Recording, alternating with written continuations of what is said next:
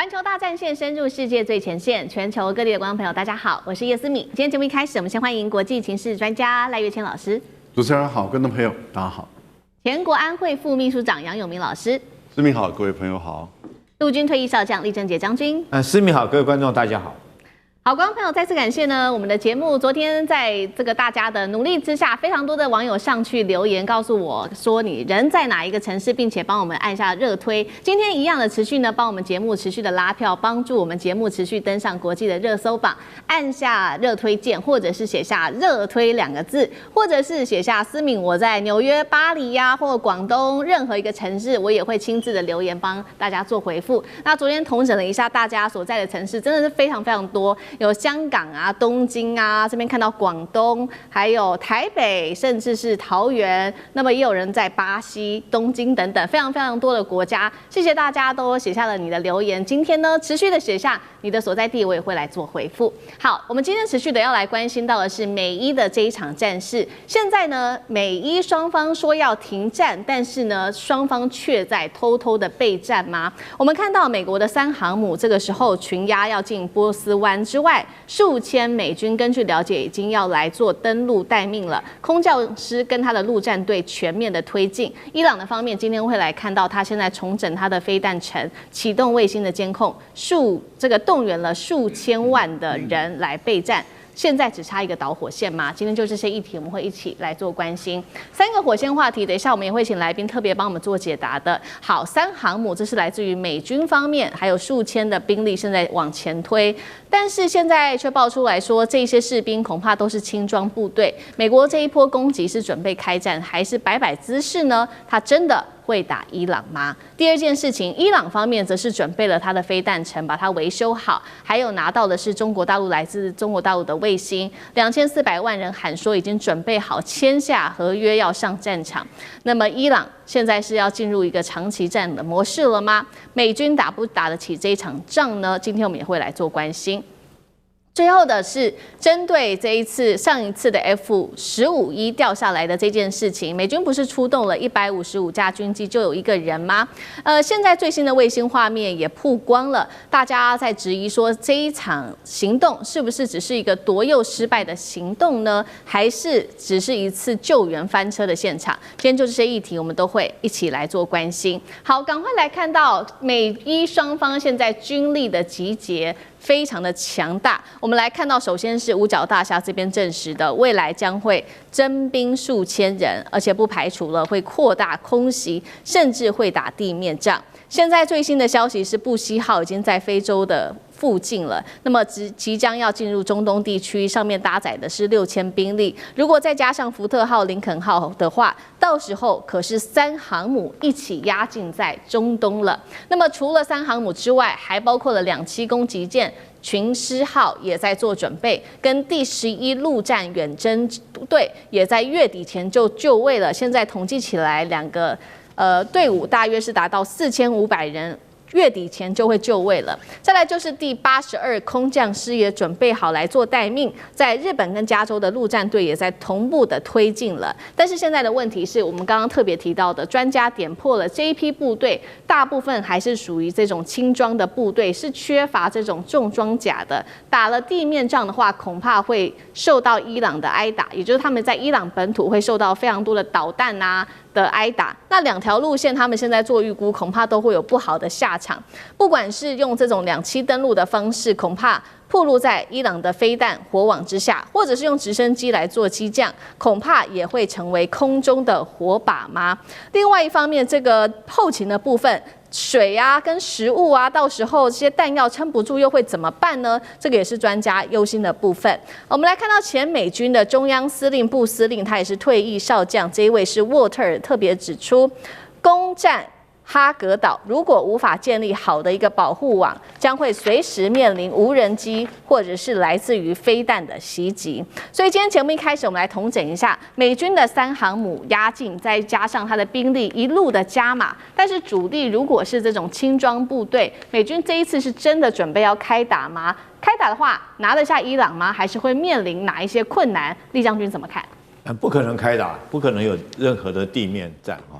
什麼叫做？我先解釋一下，什麼叫做輕裝？輕裝不是指說身上鋼盔比較輕啊，不是這意思，而是他部隊所編配的裝備哈是比較輕。那比喻來講，比如說重裝部隊，它的火炮可能是155口徑的榴彈炮，但是輕裝師他所編配的火炮可能只是1-2棟公里的這種迫擊炮哈。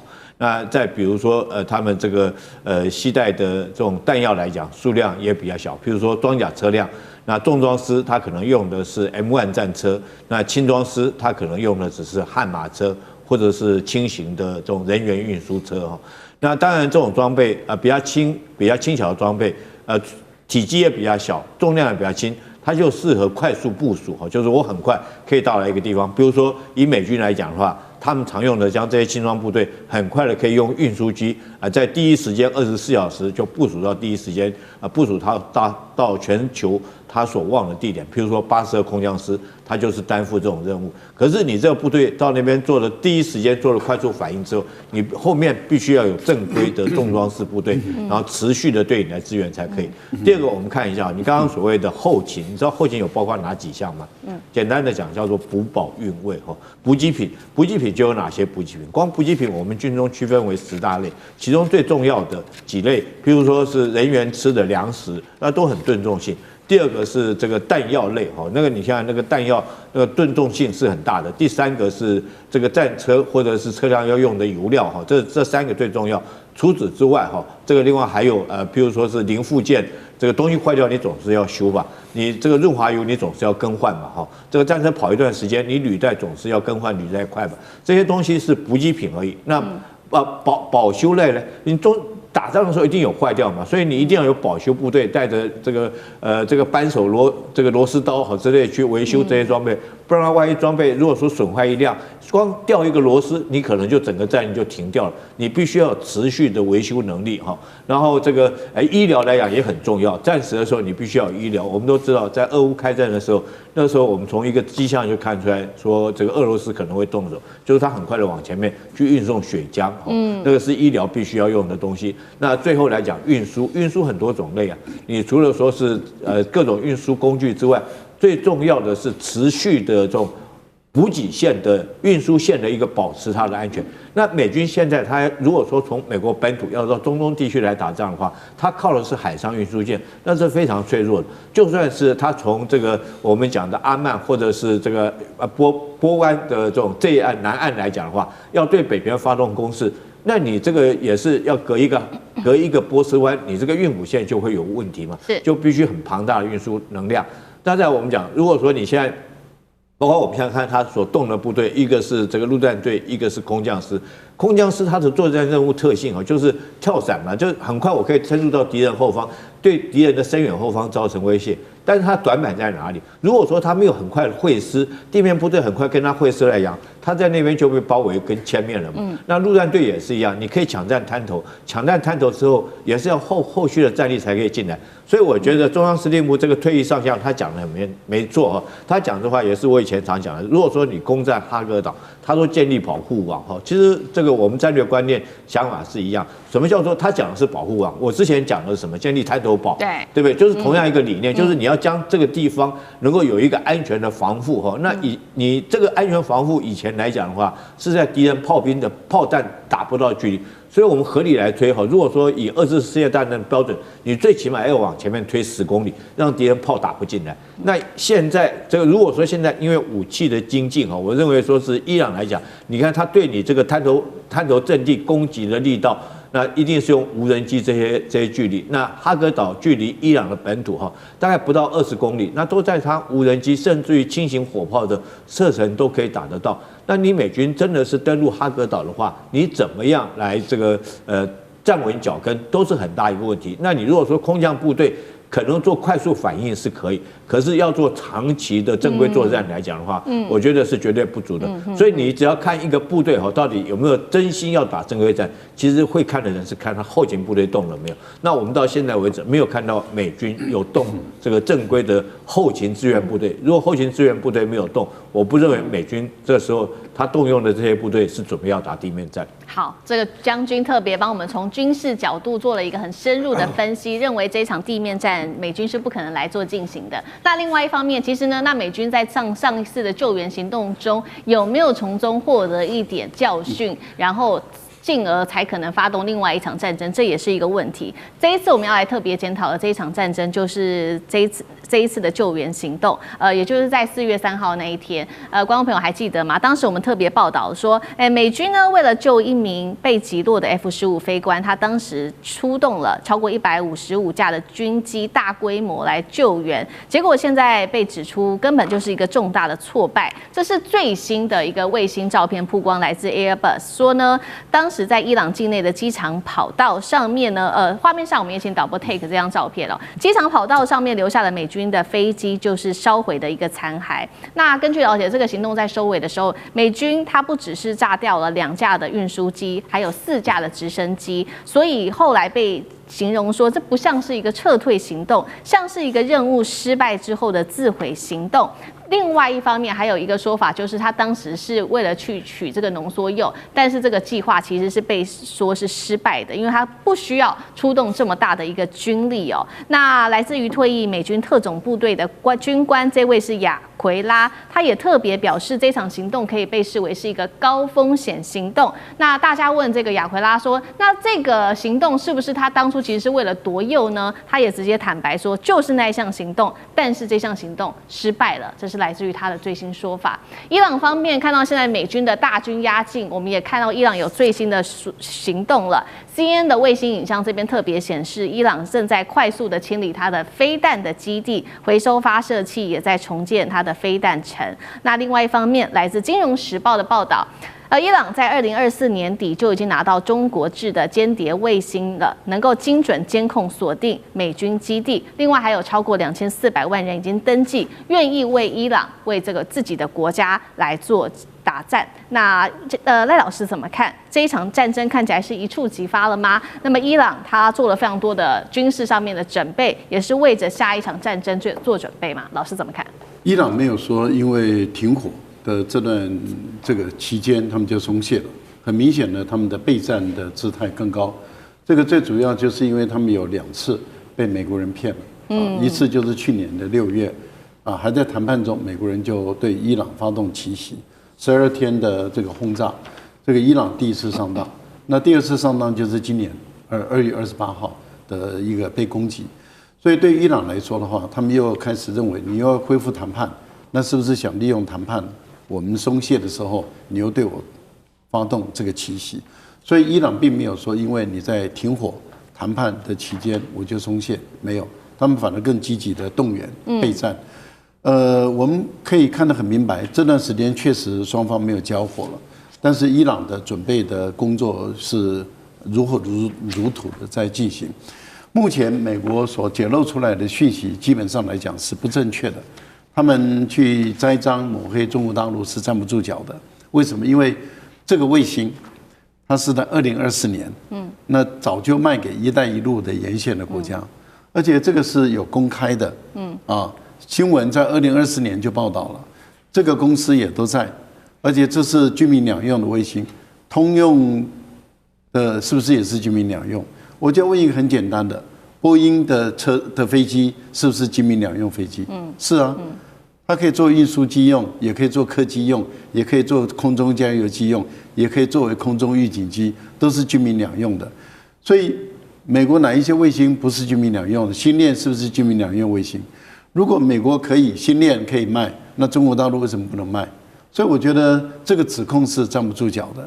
那如果是這樣的話，那中國大陸也應該規定馬斯克的星鏈都要拿掉。對。那日本也應該規定 Toyota 也要拿掉，因為我們都可以知道，在很多的戰場中 ，Toyota 被非洲以及被中東國家他們裝一些這個發射器就上去了嘛，對不對？這個也那 Toyota 的這個運貨車也都必須不能賣嘛，所以這個沒有道理。美國人基本上來講就是講沒有道理的事情。而且這個早就在賣了，而且是公開的訊息，只不過就是你講的沒有錯，它的監控能力很強，它的定位能力很強，也就是鎖定能力很強，而它的這個精準度、高解析度是0.5米，那很低啊，50公分啊，50公分的解析度，那非常高啊。所以，但是我们都知道，軍用衛星可以解析度到10公分啊，所以甚至它可以解析到你在一個報紙的頭版的那個都可以看得很清楚。所以我個人認為，以伊朗這次要打美軍來說的話，它採用的是不對稱戰。是不對稱戰，那就是以導彈、無人機還有高定位的這些衛星作為引導。那我個人覺得，美國要打一場地面部隊作戰的話，那目前來講看起來是姿態比較高，局部的可能性不能排除，全面的可能性是可以排除的。好，那同樣的問題也特別請教楊老師有怎麼看？特別我們看到這一場行動，美軍有沒有學到一些教訓？就是上一場這個在4月3號的這一場行動，他說他是為了救這一位飛行員，但是被質疑說是不是奪誘失敗？那楊老師怎麼看？現在我們都知道，美國除了在救飛行員之外，他的目標當然就是在針對伊朗在地底下440公斤的60%的濃縮鈾，但是呢奪取失敗。對，因為他出動2架 MC-130的特種的直升機，然後呢100名的特種這個隊員，那同時呢有2個巨型的貨櫃。我們講到現在這個東西，你是在救一個飛機失事的飛行員嗎？然後呢，這個過程當中，結果，飛行員是救起來了，可是我就不確定是不是這100名特種隊員去救，結果這2架直升機 MC-13洞不能起飛了，不能起飛怎麼辦？臨時又派了4架直升機進來，然後呢把他們給載走之後，結果最後這2架 MC-13洞跟4架直升機就留在當地，然後把它自毀。我就越來看越不懂。那我過程當中我也去注意到美國的媒體，川普不是之後第一時間出來開記者會嗎？那欲蓋彌彰。但是呢，美國的媒體這麼的配合之後，幾乎在差不多10天前之後就不談這個新聞了，就完全不談。後來呢，陸續你剛剛提到有就是一些戰略專家、軍事專家，有一位很有名的，現在已經90歲。德州出生的前共和黨眾議員叫 Ron Paul， 他就開始跳出來說，給我整個故事。然後昨天開始就有一位保守的這個陣營的非常有名的名嘴也很漂亮女性，跟思敏一樣。然後呢，這個就開始跟 Ron Paul 一樣，就在質疑到底這個 full story 是什麼。Megyn Kelly 他在美國的媒體上非常有名。所以 Megyn Kelly 跟 Ron Paul 就開始引起大家的關注，可是我看到目前都是比較小報媒體的報道，主流媒體就是跳過，因為知道太糗了。其實我覺得從這裡面就很清楚了解到，他們大概當時認為說，也許把這個濃縮鈾拿回之後川普就可以宣稱勝利，因為我們現在看到他們在進行第1階段跟第2階段準備要開始談的時候呢，3個關鍵，一個是要求伊朗永遠不得發展核武，另外一個呢，就要求把這440公斤運出伊朗，而且20年不得再發展濃縮鈾，那第3個就是針對荷姆茲海峽，所以這個運出伊朗的這個要求就等於是川普的體面的一個下台階，軍事都打輸了，如果能夠把濃縮鈾給要回來，也許我這是個體面，就是我們伊朗這個軍事行動讓他永遠不能再發展核武跟濃縮鈾了。結果呢，失敗的軍事行動，極其失敗的軍事行動，比那個搶救雷恩大兵還更糟糕。所以看起來這個一定不能拍電影。好，謝謝楊老師。那我們休息一下，馬上回來。